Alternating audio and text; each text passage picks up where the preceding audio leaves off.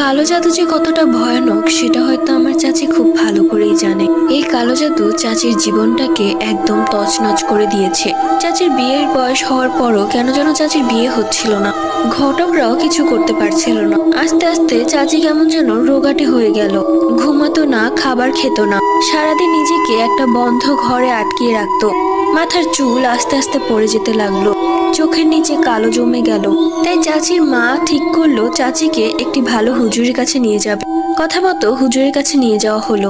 হুজুর দেখে বলল, আপনার মেয়েকে কুমারী মেয়ের কবরের মাটি দিয়ে কালো জাদু করা হয়েছে, যাতে করে আপনার মেয়ে দিন দিন শুকিয়ে যেতে থাকে এবং তার যেন জীবনও বিয়ে না হয়। তখন চাচির মা জিজ্ঞেস করলো, এটা কে করেছে? হুজুর বলল, আমাকে একটা দিন সময় দিন, আমি বলছি। পরদিন সকালে আবারও চাচিকে নিয়ে চাচির মা সেই হুজুরের কাছে যায়। হুজুর জানায়, এটা আপনার আপন বোন করেছে।